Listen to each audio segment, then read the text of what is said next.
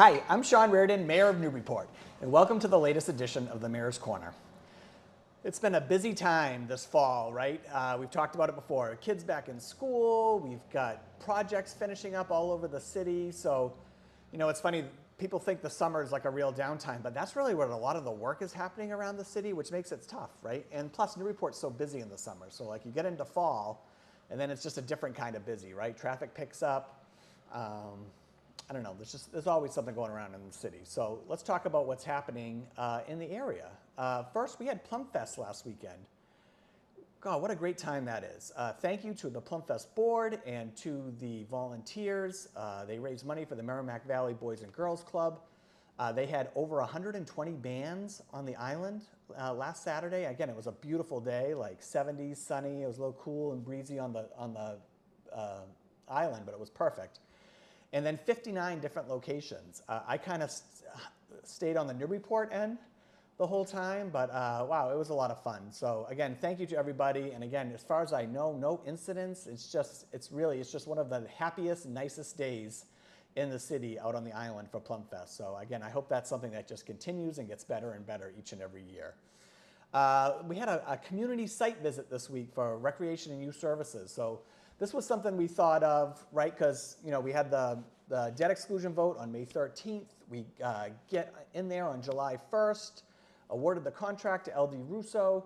They started doing work, but we never had like a groundbreaking or anything to commemorate like this, really just this incredibly important project. So they got work going in July, and they've really been like moving right along into August. So come September, we wanted to have something to kind of commemorate the work that's being done. And so we decided to do this community site visit. And what was unique about this is we don't usually invite the public into these construction sites and hear about what's going on, get an up close and personal look at what's happening, and then to be able to ask questions to the right people there, right? Like we have contractors, we have architects, we have department heads, we have project managers.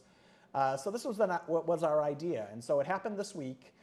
We had people park at Bradley Fuller Field, and we shuttled them over to the site. We had about 30 people there, which was pretty cool. I mean, I was surprised we had so many people there. And we also had kids there too, which was great. So we got Recreation and Youth Services has a youth council, and so that youth council came. I mean, obviously they were huge advocates for this project. So they got to actually pick up a shovel and take part in the ceremonial groundbreaking. But it was pretty neat. So then after we did the groundbreaking, we had the architect, EGA Architects there. We had LD Russo, who's the contractor. We had Kim Turner, who's our project manager. And then we also had Andy Eggman, our department head. And then the people that were there were able to go and ask questions and look at the plans and look at the building from where we were. They actually had yellow tape around where the gym was going to be there, so you could actually see it. And it's so funny, it was such a unique site, right? And as much as you can look at it on plans, until you're in it and look at it, you're like, oh my goodness, there's so much more space here than we thought there would be, right? So that was kind of neat. And again, we had a great turnout, so thanks for everyone coming out. That project is moving right along. We have a great project page if you ever want to check on the progress. So you just go to cityofnewburyport.com, and one of the main tabs there will say projects. You can click on projects, then look for the rec center.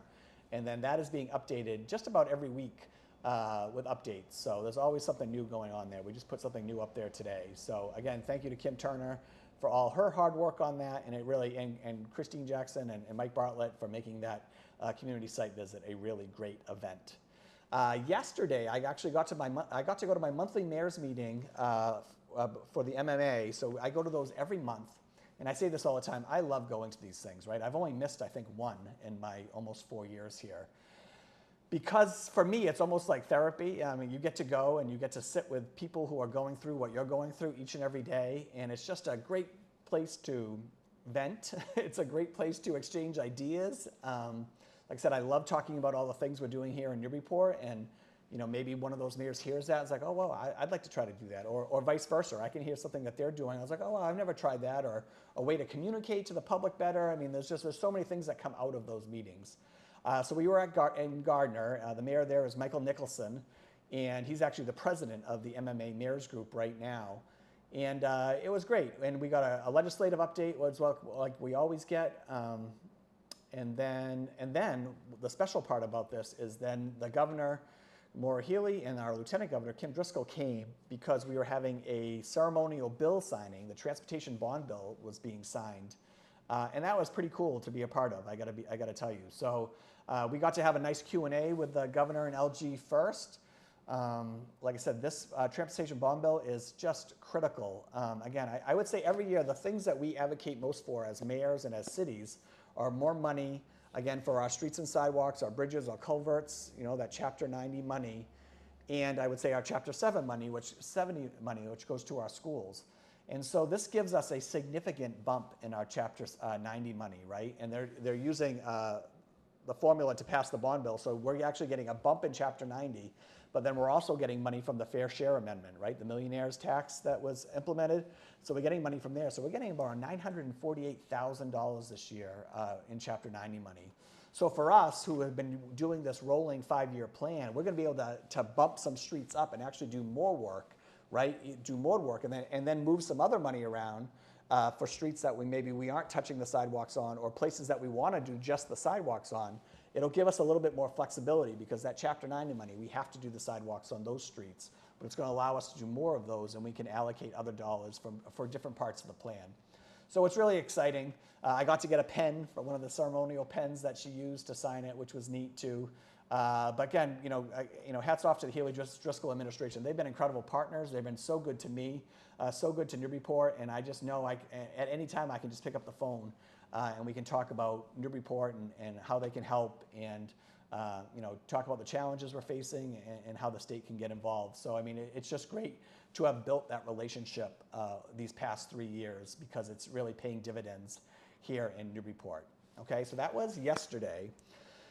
There's other things going on. So talk about streets and sidewalks, right? So now we're finishing our year of our paving year, right? So we're getting to the very end, and we're paving State Street, one of the biggest, busiest streets in the city that's been desperate for a pave for a couple years now, right? We wanted to pave it last year. That's when National Grid was like replacing the gas main going all the way up, but their work went too late into the season, right? So we couldn't pave it at the end of the season. We were gonna paint State Street first this year, but the contractor, DNR, that we're using for our paving couldn't guarantee us they'd be here before we wanted to put the parklets out for outdoor dining season. So we decided to push it until the end. So that's what's happened, right? So we've pushed it to the end. State Street, Garden Street, and Otis Place are the last 3 streets we're gonna do, right? So all that little section of around the Institution for Savings Bank there, those streets will get done, and then State Street will get done. We're doing some sidewalk work there now, from like Harris Street to High Street on that right-hand side going up State Street. We're doing some sidewalk there, a lot of brickwork there, so it's expensive, and also it takes some time, but it's gonna be so much nicer to walk there now for residents once we finish that. And then we also finished all the electrical work for the 18 new lanterns that we're gonna put going up State Street, right? They've been ordered, we're gonna install them in the spring, but we had our wonderful DPS electrician, Jeff Matheson, install all the electrical work needed while the street was dug up. And then finally, the third thing we did is Dan McGuire, our water distribution superintendent, placed the valves in 3 different places on the water main going up State Street. I think the water main going up State Street is 140 years old. So it was really a great opportunity to replace those valves there before we decide to pave the street. And then we also had to take the parklets down a little bit earlier than anticipated, right? A whole month earlier. So I do feel for our State Street businesses, but this is going to be so much worth it once we get this paving done. So that's where we're at. So I think next week is when they're thinking they're gonna start this work. They're gonna have to tear up and mill that street first, and so when they do that, you're gonna still be able to drive on it, so you're gonna have to just keep an eye out. We're gonna keep pushing that information out to residents about State Street, and then once they get to finally paving it, they're gonna do it at night, right? So they want to be able to pave it when there's not a lot of people around, and then it's gonna give it a chance to cool and dry, right? And then it's gotta sit for a little bit before we can paint it, so that's gonna come probably in November. Like I said, my goal this whole time was to finish this before Halloween. Downtown Trick or Treat was so fun and successful last year by closing State Street, so I wanted to be able to do that again. So that's what we're thinking, and by getting here next week, I think we're gonna be able to do that. So that's it for State Street. I think I hit everything. Oh, and I just say, this is gonna be an incredibly tough time for residents and businesses on State Street. Again, it's way overdue, but there's just no easy way to shut down that street and make it still, one that you could travel on, right? So I want to give a shout out. I want to first thank everyone for their patience as we do this. And like I said, we'd like to do this work as quickly as possible, but we want to do it as well as possible. And that's probably the most important thing, is to do a good job. And then again, it's going to be a little bit of a difficult time. So try to visit those State Street businesses during this tough time. All that parking is going to be taken away. You're not going to have a good access to Pleasant Street. So, again, we're going to have to park on Green Street and then access our businesses on Pleasant Street as well that way. So again, it's going to be, if you have any questions, please reach out to my office. But it's going to be really great to get this really major road done that is desperate need of a new paving. So that's State Street. I also wanted to remind everybody that we still have a voluntary water ban going on, okay? And what does that mean, right? So we're asking residents, if you're a resident who typically waters your lawn, we want you to water it either in the early morning, like 7 to 9, or at night, 7 to 9, right? So that's really easy to remember, 7 to 9, either or. We are sticking to this all over the city, in all city parks. Again, we have a 3-reservoir system, water system here in Newburyport. Our biggest one is Indian Hill, and then the water trickles down naturally to the upper artichoke and lower artichoke. And right now, our water level capacity in those reservoirs is 81%, right? So once you get into August, if you dip below 90, we go into a voluntary water ban. Now, a mandatory water ban doesn't click in until 75%. So right now, we're at 81. We haven't got a ton of rain, so I'm imagining that's going to continue to go down. But hopefully we get some rain here in the next couple weeks, and we don't have to get to that mandatory. This has been difficult. I've had, this is like car wash season for fundraisers for the schools. They've reached out to my office a couple times. And, again, I've had to say no to them because I think we need to set the example. Again, it's voluntary, but, if it's for a city thing right now, we've got to set the example to the community. And we'll get to those, we'll get to a point where we can get back to those car washes. But right now, we're going to put them on pause until we can get some more rain here and get that capacity at our reservoirs a little bit higher up. Senior Affordability Task Force is still going well. We've had 2 meetings now. Third one is going to come up, but a lot of good things happening there. And again, hopefully out of there, we'll have some action items that we can hopefully bring to City Council. We'll have some action items that we can bring back to the COA board. And then also, I think what's really going to come is we're going to centralize a lot of resources for seniors so they know exactly what they have, and so they have it right at their fingertips. So those are all the things that they're kind of talking about in that meeting. And again, we're going to do some focus groups and hear directly from residents too, coming up here at end of September, really going into October to kind of solidify all that information that we're getting. The interim HR director, I'll just mention this real quick. City Council had a meeting this week. I think we finally put this to bed. Again, HR is a difficult job. Again, we deal with HR issues here in the city and in each and every department, like each and every day. There's always something going on, right? And HR has so many things that they're responsible for, morale, wellness, retaining good talent, recruiting new talent to the city, managing all those records, benefits. I mean, there's just so much that HR does. And so when the City Council kind of took that unprecedented step, again, they hadn't happened in over 20, 25 years. We actually can't find a time that this happened. But the City Council voted to not appoint our current HR director. So, again, government doesn't stop. Government continues. So I made the decision to appoint that HR director as an interim, right? And this is all laid out in our city charter, right? They've already laid this path for us, all right? It's section 3-5, which allows me to do a temporary appointment for 90 days with 2 possible extensions. And this just helps us to keep government moving forward, right? And so there's a start and end date, which we're going to honor. Again, I'm really sad to lose our HR director, but this is the decision the council made. We're going to continue moving forward with our DPS search for a couple critical jobs, and then we're also in the middle of union negotiations. So all of those are going to continue.